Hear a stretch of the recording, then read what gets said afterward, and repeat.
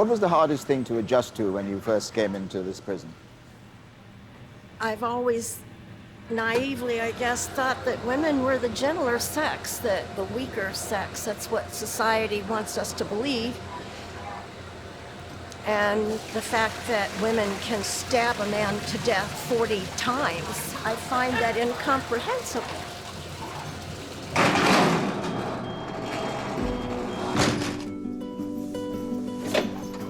South of Chicago, in the state of Indiana, 2 prisons hold some of America's most dangerous female criminals. The Rockville Correctional Facility and Indiana Women's Prison house over 1,800 offenders. Many are serving long sentences for extremely violent crimes. Some will end their days here. How severely was the victim hurt? The bullet came into close contact with his eye and You shot him in the face? Yes. For 4 weeks, I was given access to a world and a culture, the like of which I've never known. So you were classed as a baby killer? I was that, I am that. I'm a lot more than that as well, but that's who I am.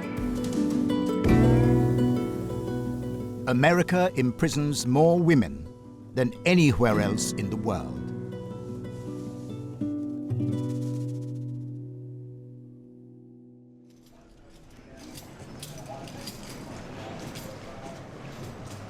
This is Indiana Women's Prison. My escort, Sergeant McPherson, is taking me to meet the most notorious inmate in the state, a convicted double murderer. Thank you. You're welcome. And Sergeant, we're heading now to the Administrative Segregation Unit. This unit is where our disciplinary offenders are. This is what you call like a punishment for them. We put them here to give them time to think about what they've done and to clear up their negative behavior.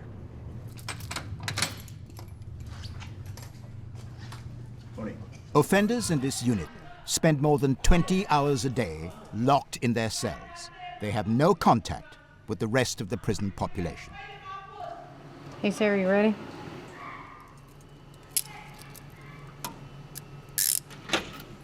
Sarah Pender has been in this segregation unit for nearly 5 years. This is punishment not for the double murder for which she was convicted, but for an incident in 2008 which made headline news across the country. Why do you think that they have given you this long sentence, as it were, in segregation unit? Because I embarrassed them. How did you embarrass them? Well, I escaped from what was supposed to be a maximum security prison. How did you do that? An officer aided me. In what way? This is a little embarrassing. He drove me out. They have these transportation vans that come in to get fuel. They have like their own little gas station, and we planned it so that when he came in to get fuel, then I came out and got in the van. How did you manage to persuade an officer? Well, I didn't actually... To take you out? I didn't actually ask him. Yeah, I know. It's, I was having... when I was planning my escape, I planned on doing it by myself. And, but I needed money, and I didn't want to ask my family because I would have to lie to them about what it was for. So in order to make money, I worked with this officer who would traffic in contraband, and then my friends would sell it for money, and then I would get the money to save up for my escape. And so he was making a lot of money because I was paying him very well to do this. And he found out that I was planning an escape and saw an opportunity to make more money. And so he said, well, what if I could just roll you out of here? I said, that would be worth my while. And as a side note, I also had a sexual relationship with the officer, and that came out when I escaped, and that was very embarrassing to the department. I think I'm beginning to understand why the authorities have taken such a strong line on your case. Mm-hmm. Because you mentioned it was an embarrassment. I think it's a huge embarrassment for them. Yes, and The only explanation that they've given my mother for why I'm in here is that I'm, quote, too smart for their facility.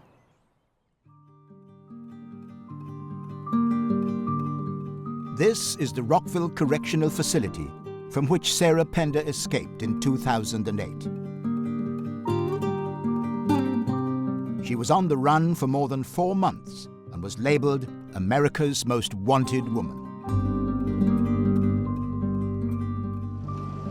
Leading the way back to Indiana, 2 state troopers and an unmarked police car, bringing convicted murderer and prison escapee Sarah Jo Pender back to an Indiana state prison. Pender has been on the run from police since escaping from the Rockville Correctional Facility last August.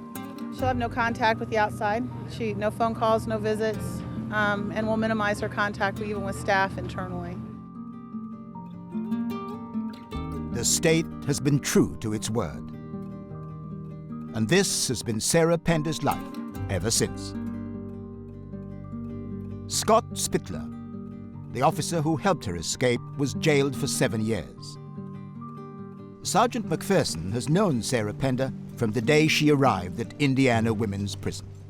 She must have struck up a very deep relationship, having targeted that male officer. He was having problems at home, and she preyed on that. She preyed on his emotions. She made him feel that she was going to save him, that she would be his everything, that she would replace what he didn't have. And he was so vulnerable, he fell for it. So he did whatever she asked. He fell in love with her. He fell in love with her? Yes, but of course she wasn't in love with him. She used him to get what she wanted, and that was to get out of Rockville. And you would put that down to her ability to... Manipulate. She is... I've seen a lot. I've been here for over 20 years. Sarah is one of the best manipulators I've seen.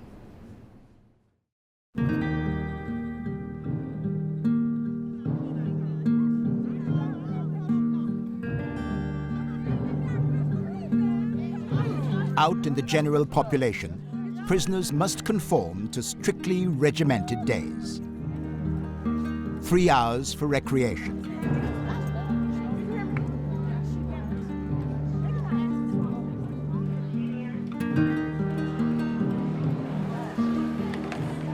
"15-minute sittings for meals.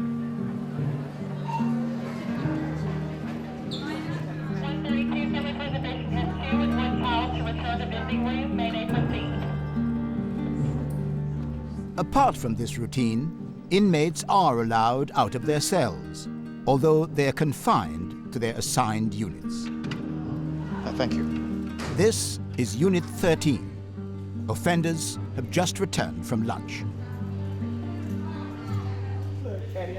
Hello. Hi. Hello. I'm Trevor McDonald. Hi, Trevor. I'm Addie. Addie? What are you doing here today? I'm just talking. She's doing a little crafting, a little writing. Some cards. You're sending cards out. Mother's Day cards. It's coming up, so we got to get them out. Yeah. Does your mother come to see you here? No. My mother, she lives out of state, so she really doesn't come up here much. She's never come to see you at all? No. We just talk on the phone. Yeah. And how long have you been in this prison? Since 2006. 2006? Yes. That's a long time for 7 me. years. Yeah. Well, it's a long time not only for you but for anybody. Yeah. Yep. How did that come about? I got strong armed robbery charges. So. Strong armed robbery charges? Yeah, that's more for like physical robbery. Like I didn't have a gun or anything. I was fighting, punching, that kind of stuff. What were you robbing? Oh, people. Sorry. It was 3 people. Where was this, in a street? Yeah, we were driving around. We stopped when we seen people walking. We hopped out the car, bum rushed them kinda, beat them up, knocked them down, tried to snatch the purses. So you robbed 3 people? Yeah. How much did you take? Oh, it was only $300 from that robbery, so it really wasn't nothing. A stupid decision, not worth anything, especially all these years of my life. When you say from that robbery, you suggest that there were other instances. Yeah, there was. I just didn't get caught, fortunately. How old were you when you started on this may I call it a career? Oh, well, since I was about 13. School? I went to school up until like 10th grade, then I started fighting, getting expelled, and I just stopped going. I'm actually really smart in school. I always had straight A's, but I just couldn't stay there, always fighting, getting expelled. Why couldn't you stay there? Why did you find the need to fight? What? I just have a really horrible anger problem, so I always let that get the best of me. Even looking at you now, I'm finding it difficult to believe that you are capable of having done that. I'm very much capable of it. Because you're still very young. Yeah, I'm 25. Yep. And your sentence was? 16 years, do 8. If you behave well. Yeah. If you control your anger. Right. And actually, probably in the most recent year, I can say, I've been getting control of my anger. And I have 2 kids, so I know I have to You have 2 kids? Yes. How old are they? They're 7 and 9. 2 little girls. Do you feel you have let them down by not being there for them? Yes, I have. And I deal with that every day, and that's really like my biggest motivation to changing and being different and coming out of here and, you know, taking something from it, not just, oh, I've been in prison. You know, I want to walk out of here and be something for them. I just do not want them to follow this same circle. Like, my mother was in prison. You know, this is the same. What for? Attempted murder and aggravated robbery. So that was not perhaps a great start for you in your life, was it? No, it wasn't. That's kind of what, you know, kicked everything off. It's Mama leaving.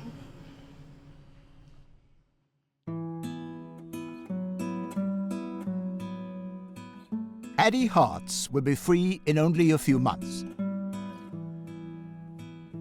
She'll spend much longer picking up the threads of her life.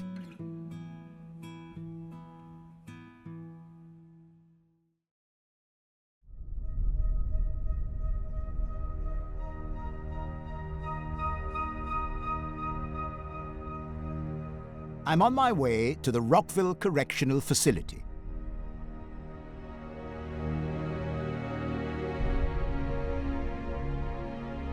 This is the largest women's prison in the state of Indiana.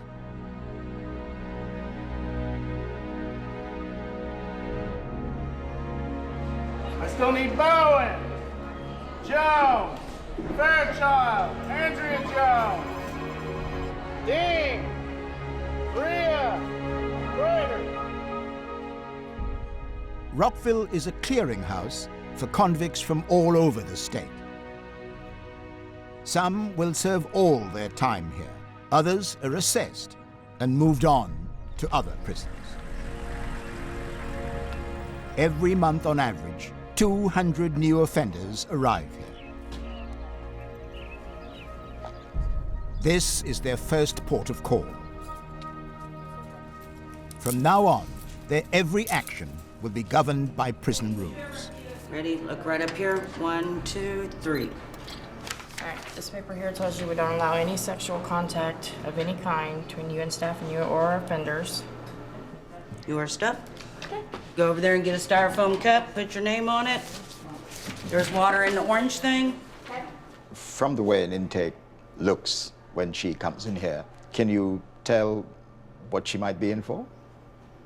No. I don't ever try to guess. Some of them, when you look at them and you look at the offender, it's like you cannot believe that that's what she's here for. You're frequently surprised by what they've done? Very much so, yeah. You would, if you look at, you know, the paper and then look at her and you're going, there's no way. But, yep. Do you see many of the same people coming and going? Yes. They'll come in that door back there and say, I'm home. And I'm going, really? You know? Because for some of them, this is. Because they have nowhere else to go. Okay, I'm gonna roll each finger. I'm gonna start with your right thumb. Hello, I'm Trevor. Hi, I'm Paula. Have you been in this prison before? Yes, I have. For Fort Wayne, Indiana, I've been here for possession of meth. So I've been here before, but I only stayed like in intake. I didn't leave intake, so, but this time I will.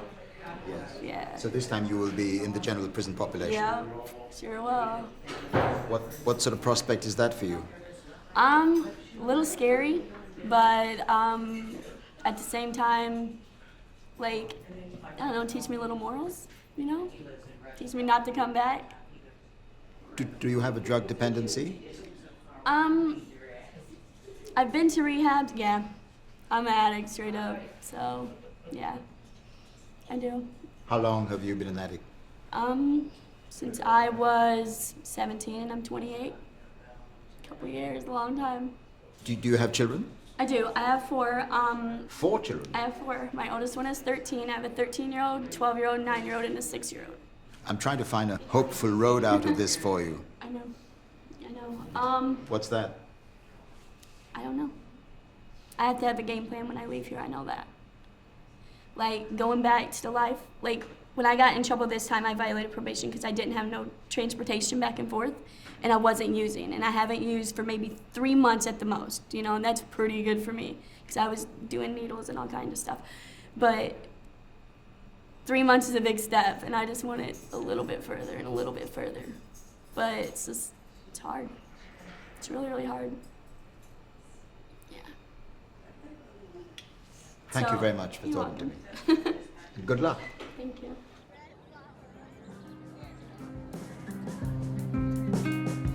New inmates have a month of prison orientation. They're easily recognized by their orange uniform.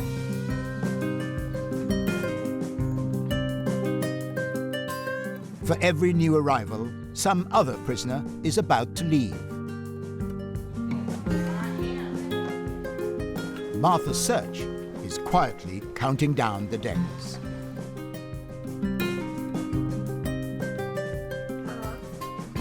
Thank you, ma'am. You're welcome. I caught up with her on her mail delivery round. Martha, how long have you been in? Almost 20 years. The thought of getting out must be a exhilarating one. Yes. But you must also be worried about getting back into the world after all this time. Yeah, I am, but this time has given me time to discover things I didn't have before, like patience. And I know it's going to be hard. It's going to be a little bit difficult, but I just take one day at a time. And I'm just anxious to see how the world has changed in that 20 years. You'll have a lot to catch up on. Yes, I have a lot to catch up on, and I have 2 daughters grown that were ages almost 13 and 16 when I was incarcerated, who are now 32 and 35. So I haven't seen them in a while. Have you seen any of them since you've been here? I haven't seen my youngest daughter since '99. She couldn't do it no more. And my oldest, I stopped coming in 2005 because she didn't want to leave without me anymore. And you missed quite a lot. I just went from here to Terre Haute to the hospital not long ago, and I was awestruck at the things I saw. And I had to have the officer tell me what it was, because I didn't know what it was. Things like what? I seen this little gadget once, and I didn't know what it was, and someone said it was an iPod, so I had to have them explain to me what an iPod was, because I don't know. And a cell phone. I'm used to your cord phones at home. So, I'm like, yeah, I can't wait to get out and try these things. I'm a type of person that likes to learn things, and I'm curious, and I'm gonna find out, and I'm gonna get on Google. I found out all about Google and all that. I just can't wait. I just can't wait to explore everything. So you're waiting to make your entry back into the real world? Yes. And I've told my children that you might still see a little prison in me because I've been down so long. You know, there might be this What does that mean? There might be this one time when I look at the clock and think it's count time. Or not sure if I should answer the telephone. And money's gonna be strange to my hands, you know? And so I said, if I act a little different, or if I wander off for an hour or two, don't worry about Mom, I'm exploring. Have you thought what your first night of freedom would be like when you can sleep in a bed of your own? I feel it might show me how a little bit of heaven would feel. That's how I think of it, is a little bit of heaven. You Not know, in a dorm surrounded by other people? heaven. Heaven. For 20 years, Martha Search has been told what to do and when.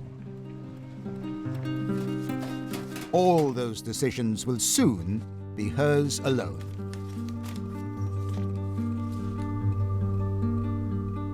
Prison inmates on long sentences survive partly on dreams of freedom.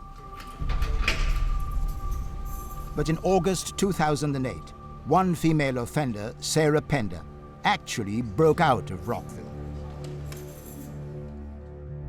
The convicted double murderer had earlier told me that her escape plan relied on the help of Officer Scott Spittler.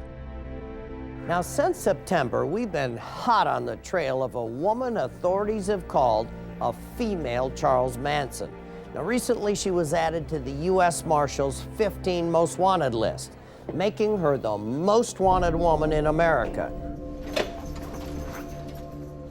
But how on earth do the authorities explain the fact that she escaped? Lieutenant Brad Gray was on duty on the day of the breakout. Lieutenant Gray, what were your impressions of Sarah Pender while she was here? She was always trying to get an advantage over someone or something. It was always about, anytime you talk to her, if you ask her a question, she would typically respond with, "What's in it for me?" And when people, either say that or give you the impression that that's what they're trying to do, then it should put you on notice that, you have to be careful about how you're dealing with them. She got out through a back door in this recreation building. Having changed into casual clothes, she hid her prison uniform in the ceiling. The door alarms failed to go off, and a white van was waiting. With Pender crouching under the back seat, Spittler drove her out of the west gate and out onto the open road. What were your feelings about the fact that this was an officer with whom you had worked very closely, someone you knew, someone you had served with, and someone you respected as a colleague? Once we discovered that it was him that had driven Pender out of the facility, I was just absolutely sick, just sick to my stomach, physically sick, mentally sick over the entire episode. Sarah Pender proved to be, as you had probably thought when she came in here, that she was just as clever a manipulator as you had originally felt. Oh, absolutely. She has proven herself to be that time and time again, and that is probably the best proof of it right then and there. If you can convince an officer, someone who was trained not to do this, somebody who was trained to maintain the order and the peace of a facility, if you can convince that person to drive you out of a correctional facility, you can convince anybody to do anything.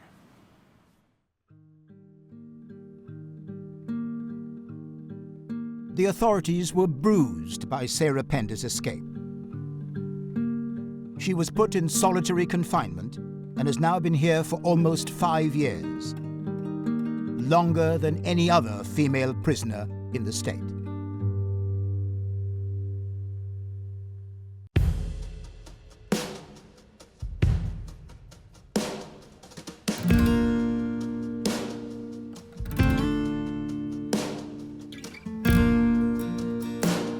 Of the 1,200 offenders at Rockville Correctional Facility, 85% of them are mothers.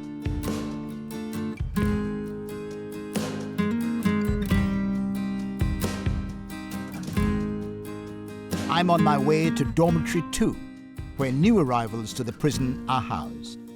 Thank you.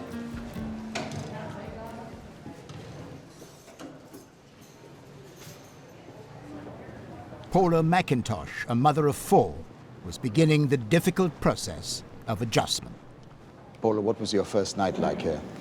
I like going in and seeing all the new girls. Was it a very talkative dorm? Did you get some sleep? They let me sleep. They helped me. They talked to me a little bit, told me if I needed any shampoo or anything, they'd help me out. But yeah, a lot of noise, a lot of echoes. You can wake up easy, you know. What was the biggest shock to you coming into intake? When you get not really to intake, just like when you drive up in that vehicle and you turn around and you see that the last gate close, it's like your heart goes instant. Yeah, it's really hard. Will you have a visit soon, or? No, my family won't come up here. My dad, he doesn't really come and see us because it's just really hard on him. So I'm pretty sure I won't get no visits. Why won't your father come to see you? I think it's too hard on him because there's me and then my brother's just turned 18 and he's locked up and it's just like a pattern, you know? And I think it's really hard on him, so he won't come see me. It's hard on him, but it's also very tough on you that he wouldn't come to see you. Yep. Plus, he's got my daughter. He's got my 9-year-old right now. So, you know, he's got a lot of responsibilities on him. So I said I don't know, pray for him, that's all I can do.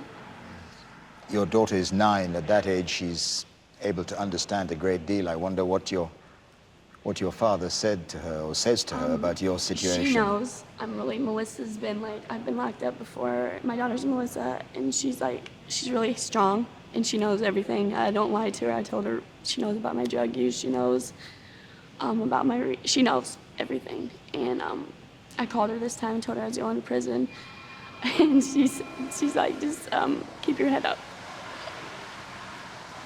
Gosh, that's pretty tear-jerking to be told by your 9-year-old daughter to keep your head up. But even for you to make a call to say that you're going to prison. Yep. Yeah. And you have no idea when you'll see her again? No. Her dad just got out of prison, and he's not seen her not one time. And she's 9, and I guess he's just like coming around. My dad's letting him come and see her, like visits. So that's like a big step for her too. When it's just like, and then it's like, I'm there and then I'm gone, you know? Well, I hope your time passes here very quickly, and I hope that you get a chance to be reunited with your daughter and your family. Thank you. Thank you very much for talking to me. You too. Thank you.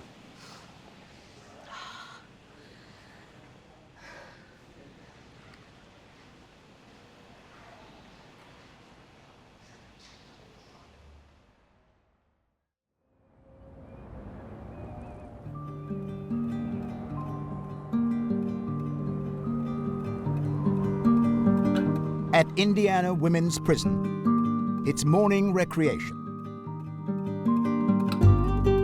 It's a chance for inmates to make friends and cultivate relationships, which can be a desperately important part of prison life.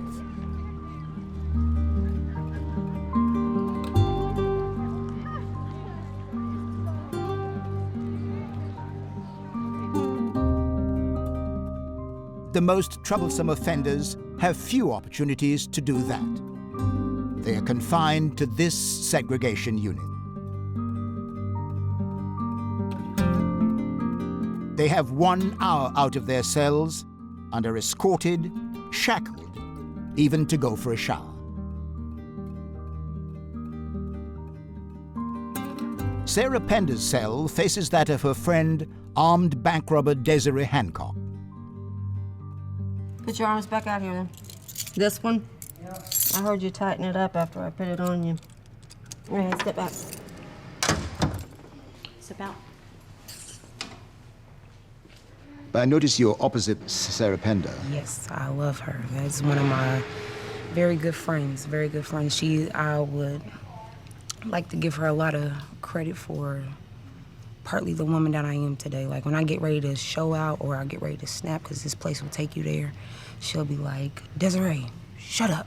Or, shut up, go sit down. And I'll go sit down, I'll calm down. In a place like this, friend is not a word that you just throw around. And it's not something that you just say, because women are very vindictive creatures and they're very fake and they're very just catty. They will smile in your face and they will just be like, hey, and I just hope nothing but the best for you. And then you turn around and they done blue slipped you like 35 times and trying to get you and your girlfriend separated. How close do these relationships get? You mentioned women and her girlfriend. That's it's a pretty They get pretty deep. Pretty deep. Pretty deep. They get pretty deep. A lot of women don't come in here gay. I wasn't when I came to prison, but I am now. And you have become yes, practicing gay? Is that yes, I'm a lesbian. Uh-huh. Yes, I am. But you discovered that, or you became that when you were here, when you came to this? I was married 3 years before I came to prison to a man. And it's just, I don't know, loneliness is what started it. And then one thing led to another, and it may seem fake on the outside, but emotions and feelings are real. And you have had such a deep relationship in this. I've had two great loves. I've had a dozen relationships, but I had two great loves, and I have... In this prison? And I will say that I damaged both of them. I damaged both of them. How did you do that? How did you damage both of them? Being a cheater, a liar, it was like being a cheater and a liar. Like when you're in a relationship, it's like being a kid in a candy store. It's not just one, it's not one girl, it's 740 girls. So, and out of the 740, probably only 40 ain't gay. The rest of them, this is the gayest place on earth. The rest of them are all gay.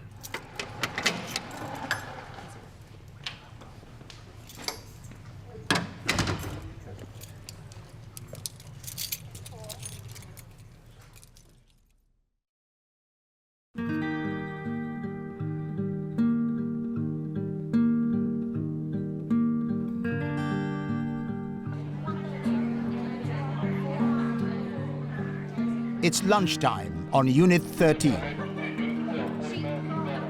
Inmates follow a well-marked-out route to the food hall.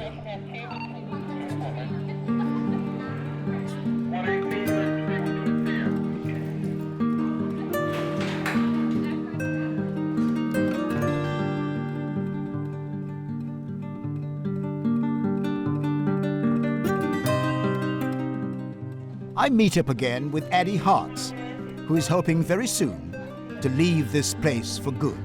Am I allowed to grab one of these? Yeah. Okay, I'll grab. Okay. What's on the menu today? This is a chicken patty with gravy. What is this? A chicken patty. Okay. With gravy.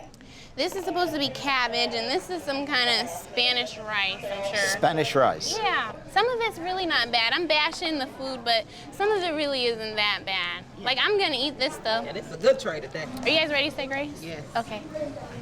Dear Lord, we come to you and thank you for this meal. We ask that you bless it and let it be nourishment to our bodies. In your precious name we pray and thank you. Amen. Amen. The gravy's too watery, so it made it really soggy. The other thing is about this place, which is very obvious, is that this is an all-female environment. Yeah. Which you've had to get used to. Right. And that's kind of funny because on the streets I never really hung around females. But there's people here that I'm close with. Queenie's one of them. This is Crusher. We're close. Yeah. Not like sisters, but you know, just close. People that you bond with and have fun with. Yeah. It's okay. We all have a common bond. No matter your crime, we all have a common bond. Like we could see someone like Christian having a bad day or Addie have a bad day and then she crying. You know, this is a no-touch facility. We ain't supposed to be hugging, but we do. I feel like women need the comfort of, hey, it's gonna be all right. Yeah. And if you can tell me all day, but if you touch me and let me know it's gonna be all right. Keep everything surface, you know? Is everything on the surface, or are there deeper relationships than that? In here? Yes. Yeah, plenty of them. But I try not to get involved in all that. I've been involved with deeper relationships in here, and it just didn't really go well, so I just try not to. Oh, so you were, you say? Mm-hmm. Yeah. And it didn't go well? No, not at all. Like, you feel like it's going well while it's going, but once they're, like, out of sight, they go home or something, it never goes as planned. Like, all the words they've said, it doesn't add up. Now, you're looking forward to being out in a few months, but what are the fears, what are the worries about this world that you're going into after 6, 7, 8 years? Well, what concerns you?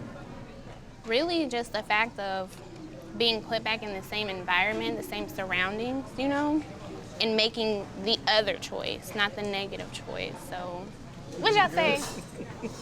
Y'all don't like it? Well, we was looking at your cabbage. I was wondering, can I have it? You're looking at the cabbage. You can have my cabbage. Yes, please. Please have my cabbage. We're allowed to share. So you had 2 cabbages today. That's right. You'll take the chicken patty? I sure will. I'm glad my presence here is serving some purpose. So you've left me bread and rice. See how it goes? And I'm not eating my rice. You can have mine. Thank you very much, ladies. That's how it works around here. Will you miss Addie? Will you miss? Yes, I will. To me, she's a youngster. So I think it's my job to put some meat on her brain, put a little knowledge on her, so she won't come back here, because this is not where you want to be. I keep her grounded, like if she's mad, I'll be like, okay, Addie, let's talk. Do you think that she's going to stay out of trouble? I think so. I think she got it right. She has babies, so I think she's You guys are great. Go home. It kind of keeps me really motivated. And that's the big point for you too, isn't it? You have your life back with your children. Yeah, it's the biggest thing. I just can't wait. They deserve so much more. You know, like this has been my life, and this is my parents' life, and this was their parents' life. And I'm just so ready to break that curse, that cycle.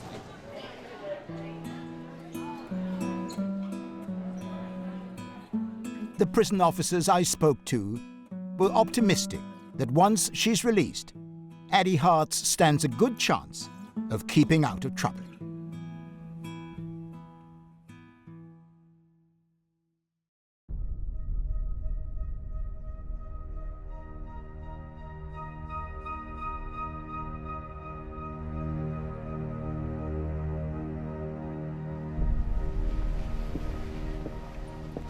At the end of my first visit, I asked to see the convicted double murderer Sarah Pender again.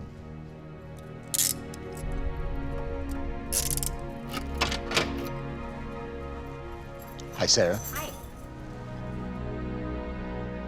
Once described as America's most wanted woman, her notoriety is a far cry from her formative years and life as a college student.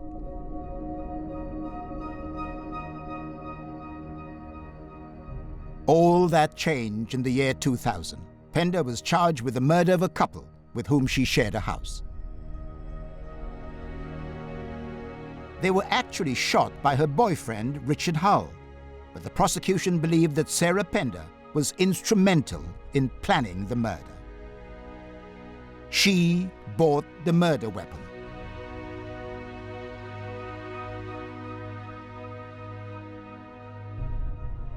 And she helped to dispose of the bodies in this skip.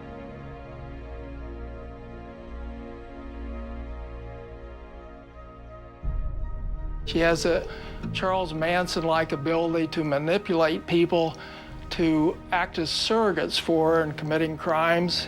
The evidence was overwhelming that if she didn't pull the trigger, she did everything else. Pender has always admitted helping to get rid of the bodies, but she strenuously denies masterminding the killings. But she failed to convince the jury. Pender was found guilty of double murder. I kept hoping to get to the bottom of the Sarah Pender story. Okay. The thing that I have always got from the conversations we've had before is that you're not typical of the people in this prison environment generally. Mm-hmm. Would you agree? I would. I have a wider worldview, and I think that I've been able to glean more wisdom than the typical person. I'm generally more educated. I have 5 years of college. Why did you choose the path that ended you up here? It was an emotional attachment to someone who, when I found out that he dealt drugs, that I accepted it because I didn't want to lose him. So at every stage you were aware of where that codependency was taking you? Yes, I went into the relationship with my eyes open. However, I was very, very naive, and I never thought that it would bring harm to me or anyone that I loved. And like most women, I thought that I could change him. And I asked him to stop selling drugs and to get a real job, and he agreed.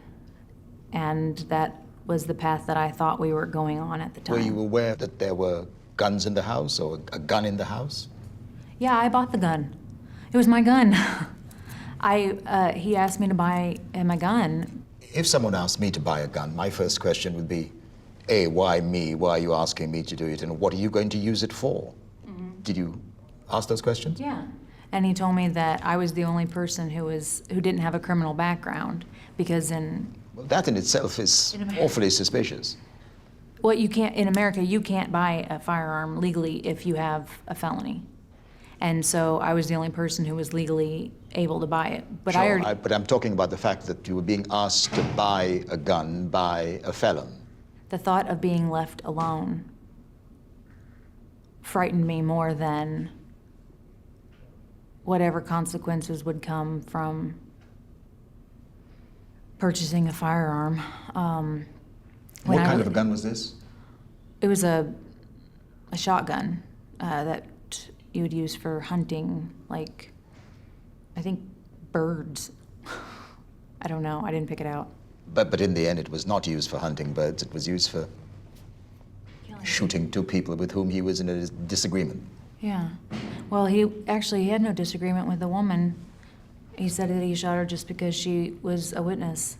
The bare fact of the matter is that you purchased a gun which was used in the killing of two people.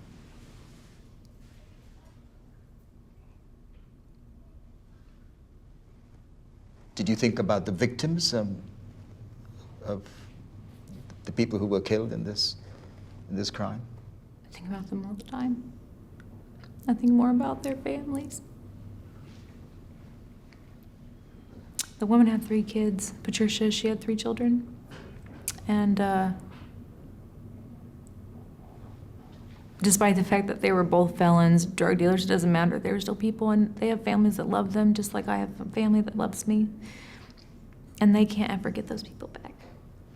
What did you think when you heard the judge or the prosecutor pronounced a sentence on you?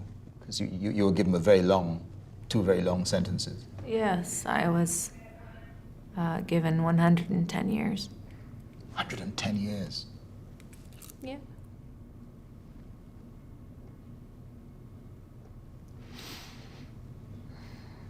What were your emotions on hearing that dreadful sentence? Disbelief. Why did the jury in the end conclude that you were directly involved in the murder of 2 people?